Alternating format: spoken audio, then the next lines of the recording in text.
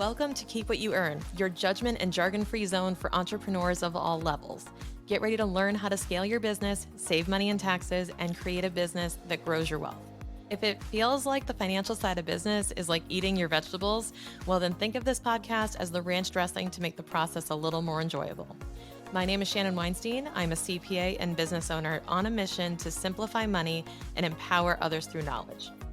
I hope this episode inspires you to take action, but remember that the information we share is for educational purposes only and is not individual tax advice. Now that we got that out of the way, let's start the show.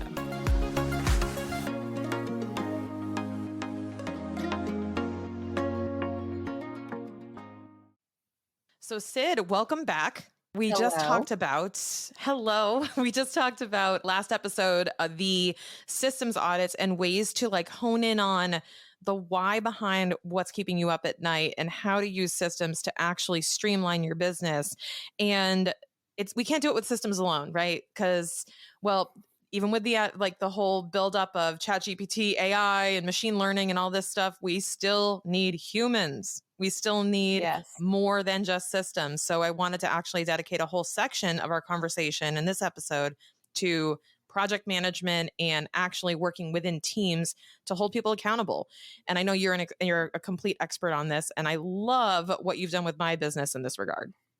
This is my very favorite thing to do, honestly. I call this project management mastery, which is really accountability mastery, which we'll come into. And this is honestly the heart of this whole idea that you still need humans in your business. Very obviously, it all comes down to innovation and execution of innovation. Your systems, as we talked about in the last episode, should help you make it easy and scalable.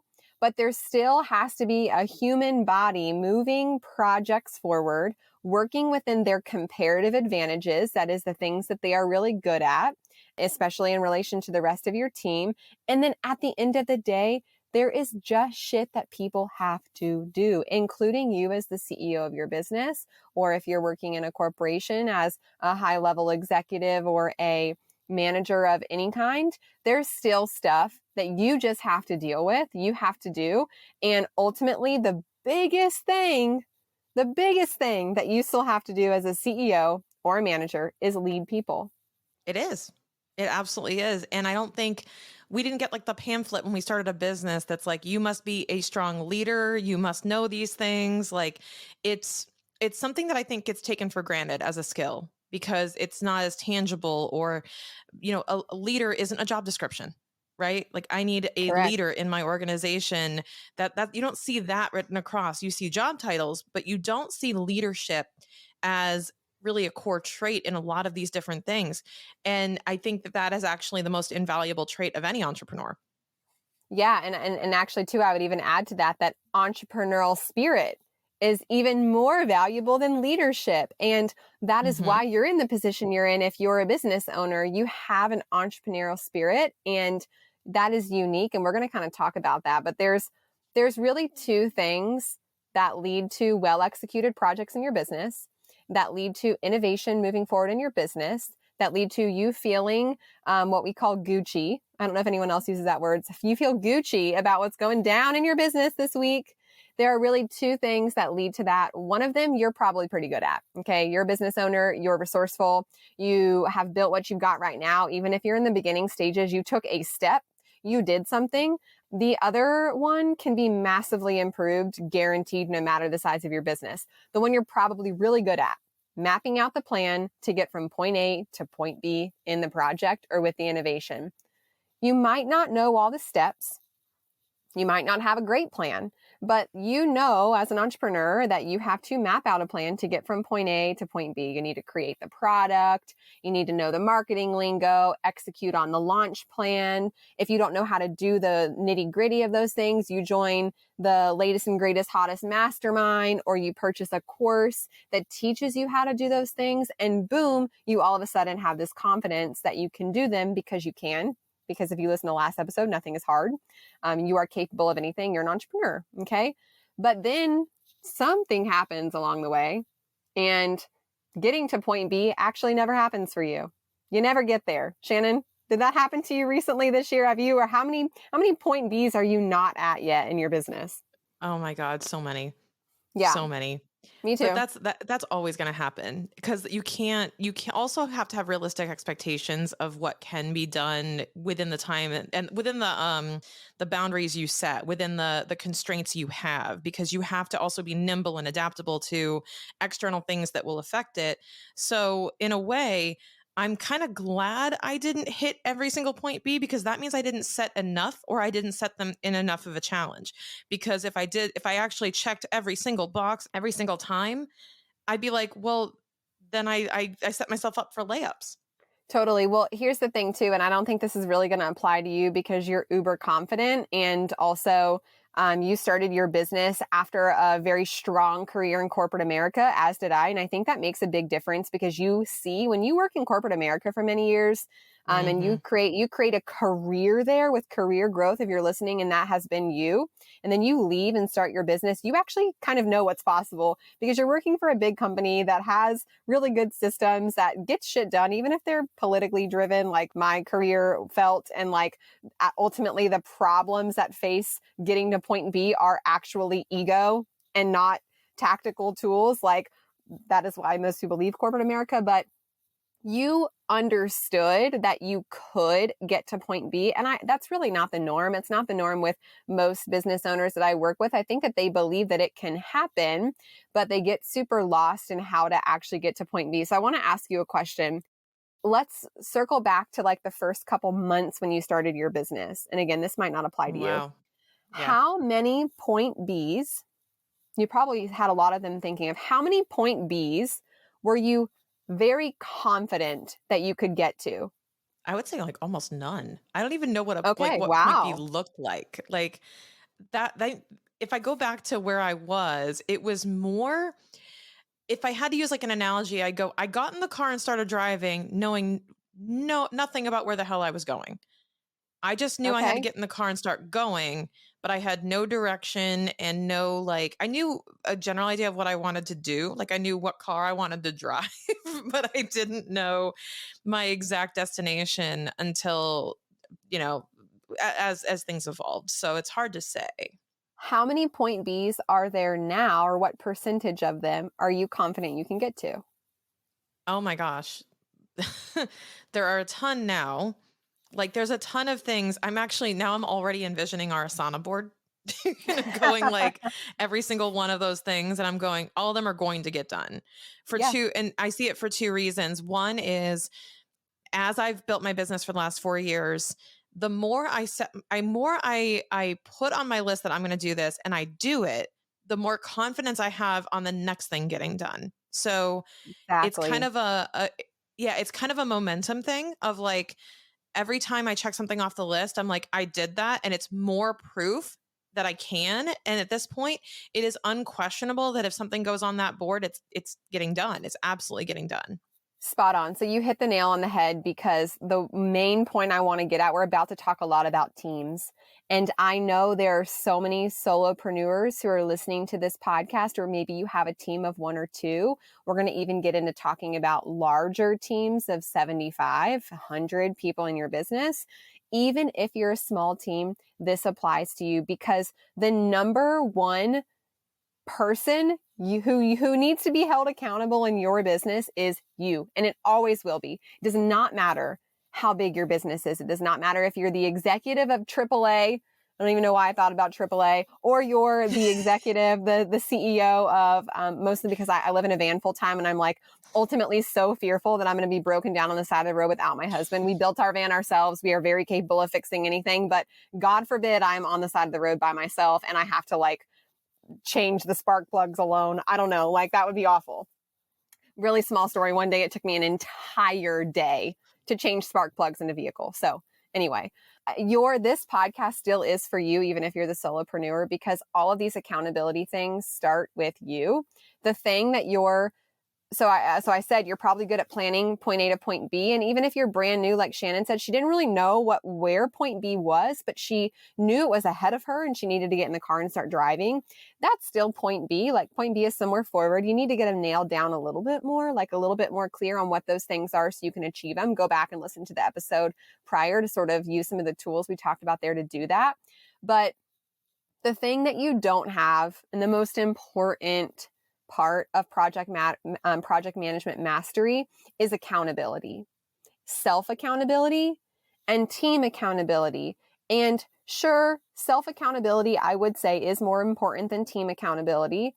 Ultimately, it's the foundation, but unless you're like me and want to live in a van for the rest of your life, you need both a firm foundation to then build your stick home on, and the walls of your home and the beautiful kitchen and the amazing shower head, all of that is team accountability. So this ultimately looks like you getting out of your sticky notes, out of the notes app on your phone, and getting organized in a strategic manner. You actually just heard Shannon refer to our Asana board.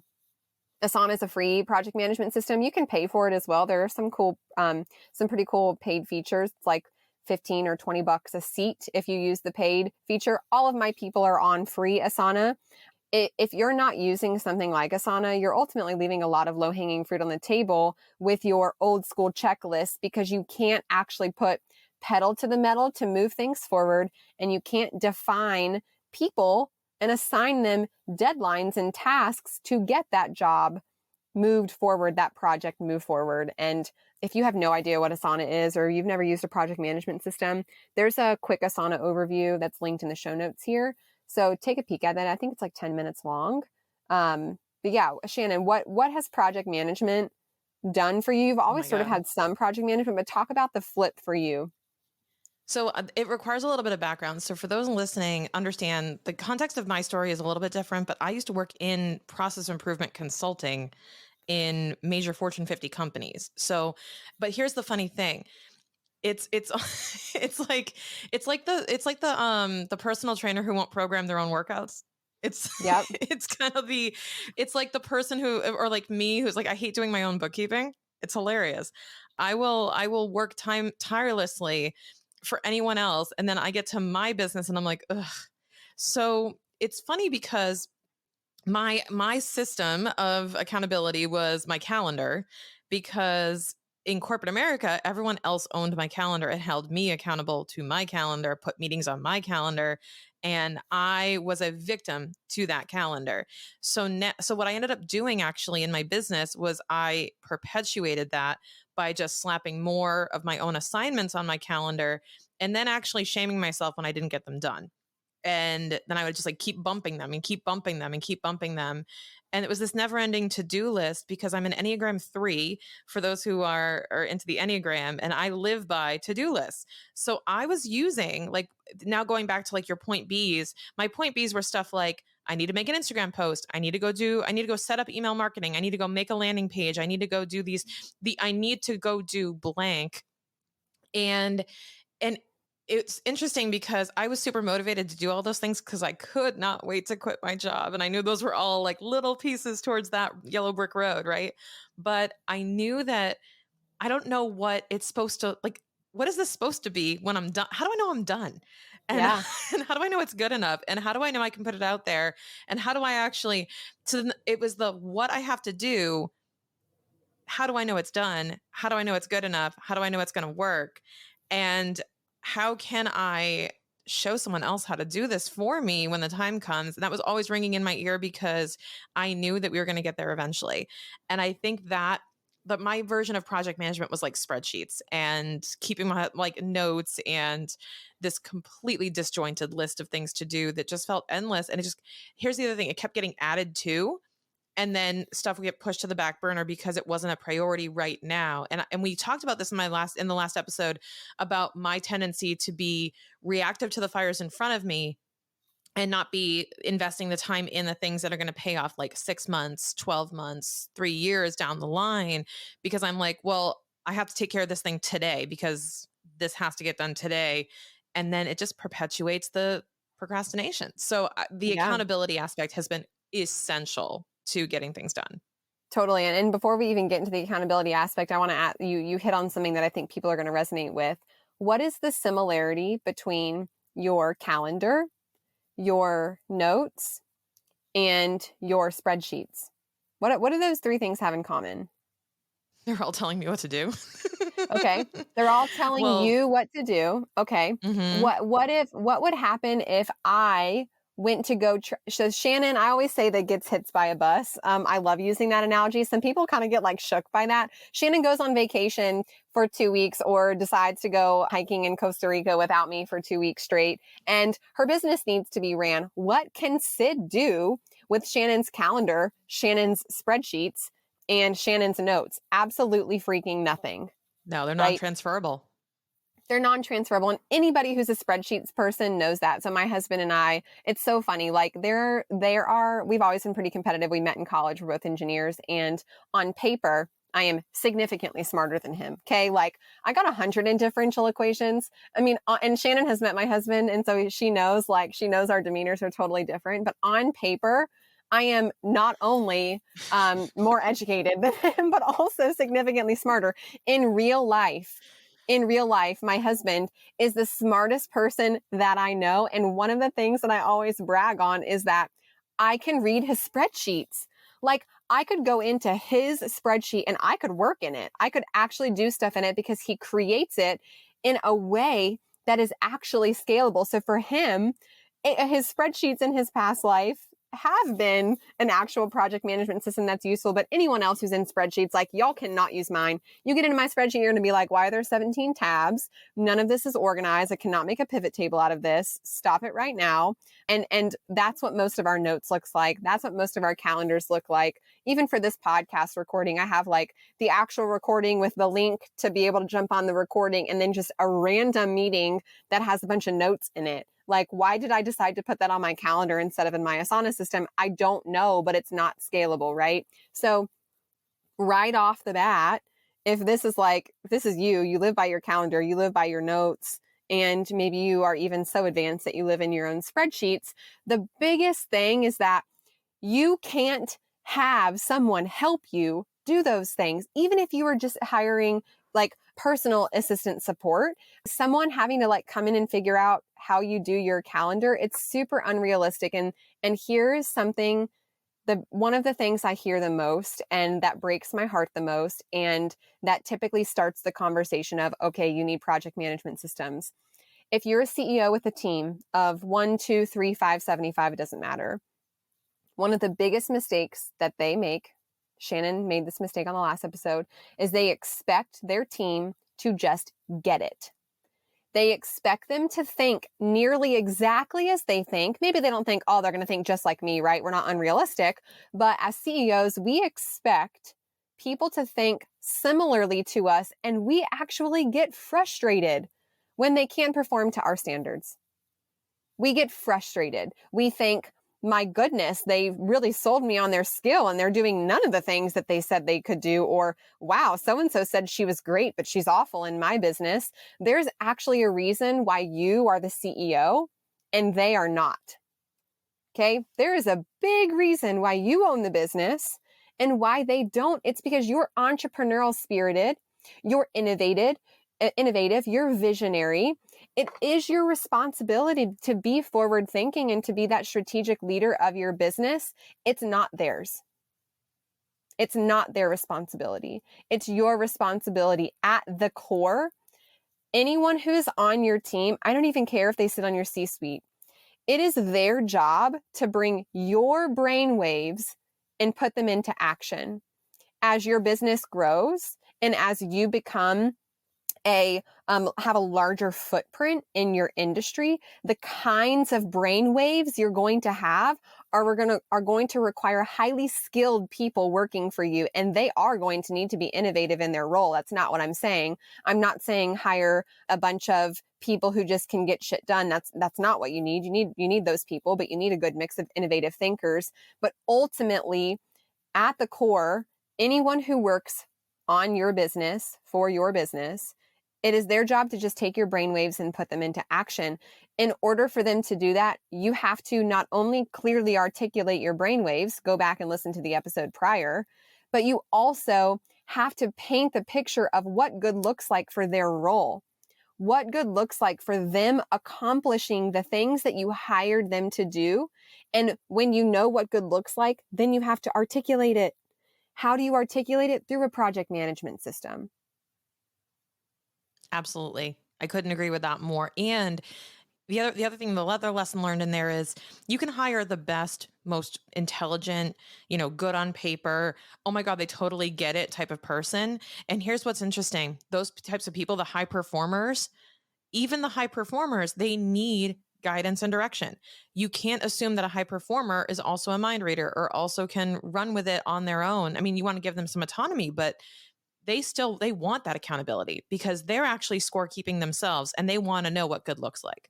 Exactly. I recently worked with, or I'm still working with them, a business that has about, I think, 85 employees or so now. And we just got all of their middle management and above on Asana for a project management. And there's two things that we do. And I think this is super hard to like talk about only verbally, but I'm going to try to explain it the best that I can. We use Asana for two things for larger teams. One, to create accountability boards. So we call them Asana accountability boards, or if you like to joke, AA boards. We go to our AA meetings where we review our Asana accountability functions and make sure we're getting the basic blocking and tackling of our jobs done. So for example, in that business, I'm the CMO. So things that are under my Asana accountability board are standards for executing marketing, all marketing mediums, from social content to community apps to prints to new launches to blah, blah, blah, blah, blah.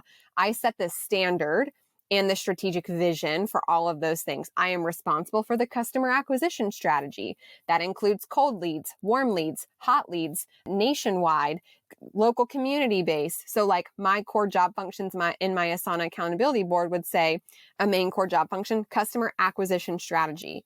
A subsection would be cold customers.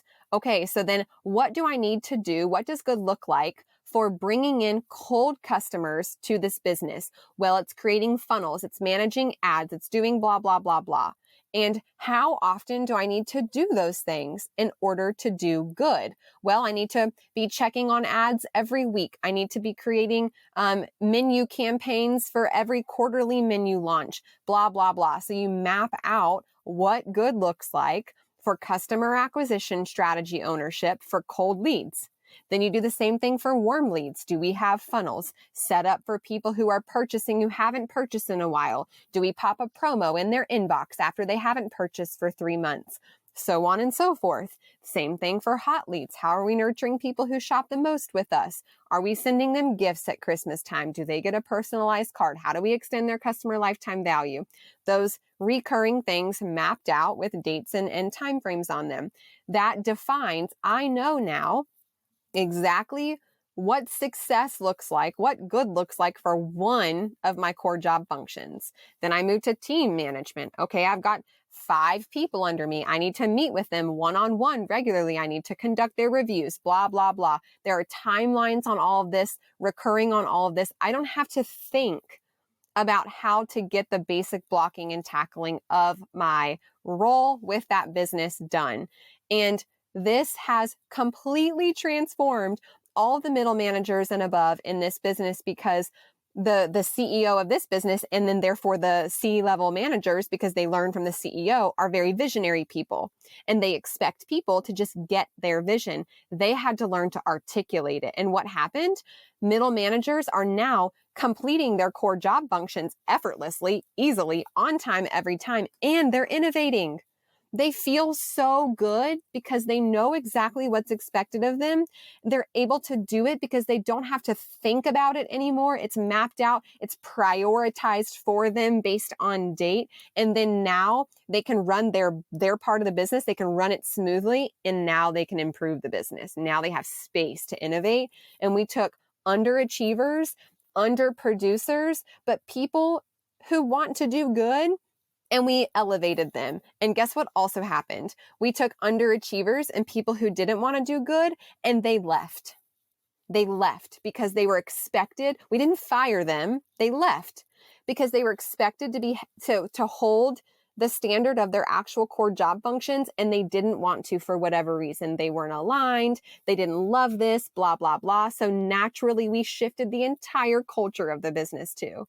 This is what project management, good project management, looks like. It starts with the individual person and their core job functions. That's the main piece. And then the second piece is now we all collaborate together. There's no job where truly every single role is independent from every other role. Therefore, there's going to need to be collaboration. For something like podcasting, we'll use Keep What You Earn podcasting. Anytime Shannon has a new guest flow idea and she passes that down to me, I have to create a process for completing it. If Shannon kept that idea in her head, it would never get done. She can't, it's not that she can't, she could learn how. She doesn't have the tools and resources to quickly put in place the processes that she wants to have put in place. So she has to communicate that with me. We could get on a meeting and talk about it for 30 minutes, or she could put it in our Asana accountability or on our Asana project management space for podcast ideas. And then it just happens. And we spend our time in our meetings prioritizing the next projects and reviewing the ones that got done in between meetings so that we can just stay on the same page. And now all of a sudden, every single meeting is a working session. That is what good project management looks like. Yeah, it's you just brought this up too with the asynchronous communication aspect. So there's an aspect of it where, like, how painful are meetings when they're just exactly. And I actually realized that was actually the drain of my entire corporate. Now, here's the thing. There is a disadvantage of having a corporate background because we live in meetings that go nowhere and we think that's normal. And right. And we also, here's the other thing that you just brought up that made me realize this is that in corporate America, I manage a team of 9 people who are all, very intelligent professionals who could do their job. The thing is that management in a corporate environment, at least in my area, was basically just make sure everyone's doing what they know they're supposed to be doing. And it wasn't like the vision came from a place far beyond. Like, I'm not the CEO, so I am just another worker bee just like you, but I have a title because I stuck around longer. Like it can feel that way. And and when you're looking at corporate, it's like you're not managing your team as a business owner like you did in corporate, because I learned all my managerial skills in the field in corporate America. And that does serve me, but it also doesn't, because it has trained me to assume that I just have to kind of babysit and make sure everyone is okay and they already know what they're doing and I just give them guidance. But like, I had never had to set a vision, set these targets, set these goals for my department, because it was basically done for me in a cookie cutter pamphlet of like, this is what you need to tell your people. And it doesn't work that way. People are not motivated that way. They're not going to perform well because they have to be part of the vision. And they have to be held accountable to what they're doing to contribute to that vision, versus my accountability for my team in corporate America was, well, if you don't do it, like, what are you here for? It was much more of a different environment where everyone was already motivated by their paycheck and paying their mortgage. And there's more to it than that when you're in the small business world. Absolutely. And people who are working for small businesses want that. They don't want to be told exactly what to do. They want autonomy, but ultimately you're running a business. There's shit that has to get done. And if you don't articulate it to them, and if you don't hire the right people to do it, then it's not going to get done. Another thing I love about setting up your project management system and starting with Asana accountability boards for every key person in your business and defining their core job functions is you quickly realize the gaps. So for example, a core job function, I'll just go back to cold leads. A core job function in cold leads is advertisement. If you have someone managing cold leads in your business who has no background on digital advertisement, then that's a gap. That's a gap that probably needs to be filled, and no person is perfect, right? So you map out what these core job functions need to be based on the business. Start based on the business. Don't start based on the person, especially if you don't have a team. If you don't have a team yet, map out the core job functions of your business. You're probably doing them all, but separate them into roles: the marketing role, the operations role, the admin role, the CEO role. That way you'll see what jobs you're spending the most time on that aren't the CEO things, and you can then hire those jobs. But the idea of having these core job functions laid out helps you see who you're missing. And also, if you have someone who you love, going back to the last episode, if you haven't listened to that yet, I mentioned like if you have an admin and you love them and they're doing a good job, but you're still spending time doing admin work, there's some gaps there. You have to accept a certain number of gaps for any human being because none of us are perfect. We're not all perfectly well-rounded, but it identifies the opportunity to resource your team. As the CEO, you are also responsible for resourcing them. This is also something huge in the small business industry. Don't let your contractors cook you breakfast. That was a fun episode Shannon did where like you have team members that are actually contractors and you kind of like expect them to just know exactly how you want them to deal with your business. Instead, take some ownership of that and say, hey, so-and-so, I would love to pay for this $299 course so that you can learn how to advertise for cold leads in my business. Would you be willing to take that on? So learning how to resource based on gaps as well. But ultimately speaking, your project management system, and this is something I feel like I could talk about for forever, but your project management system is really about two things: accountability, self and team, and then actually moving projects forward. And it's not the secret sauce. There is some very important additional like time management responsibilities and skills that you need to learn. I love time blocking. There's a free time blocking resource in the show notes on this episode as well. So feel free to pop in and grab that. It teaches you how to look at the responsibilities that you have based on your project management system. Again, we use Asana and we love it. It allows you to take a look at your day, week, month, and then time block out the space you need to actually properly pour into that. And time blocking is not this like rigid thing that you have to stick to. It's actually very fluid and allows you to see, oh, I cannot update Shannon's podcast guest process. I need 2 hours to do that. I can't just think that I'm going to get that done in 1 hour. So when something else comes up and pushes that, I need to find another 2-hour block to put that activity in. Otherwise, it's not going to be done to the highest quality.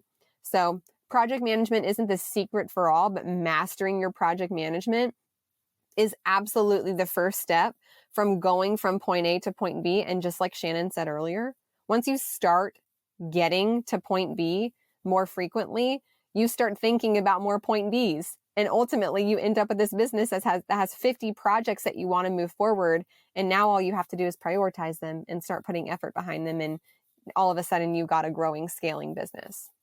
So I will say that the number one aspect that I did not expect when it came to implementing a project management system and team accountability were a couple of things, one of which was the opening up that it did. So there was the very clear benefit of project management, but in the form of tasks getting done. When like shit gets done, I'm happy, right?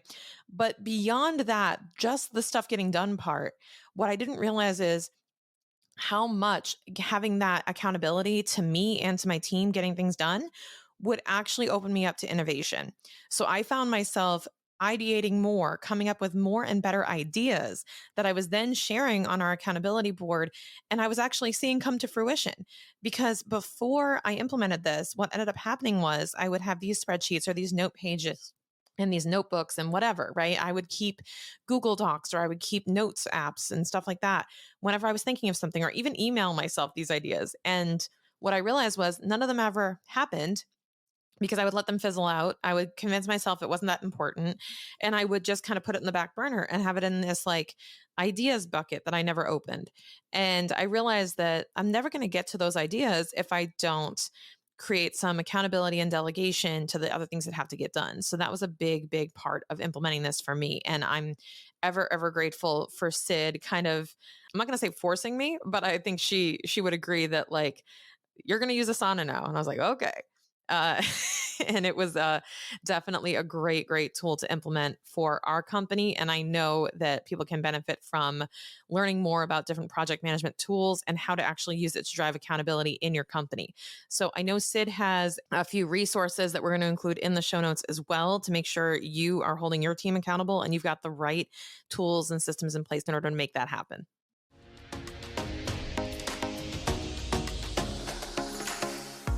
Hey there, are you looking for more tax and accounting help for your small business, but tired of the confusing jargon or feeling judged for your questions?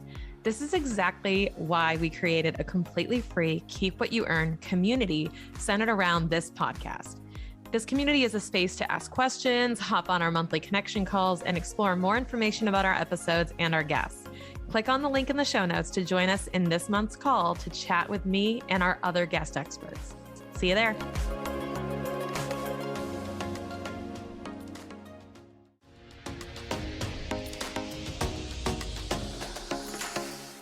Thank you so much for listening. If you enjoyed this episode, please leave a rating and review on your podcast platform.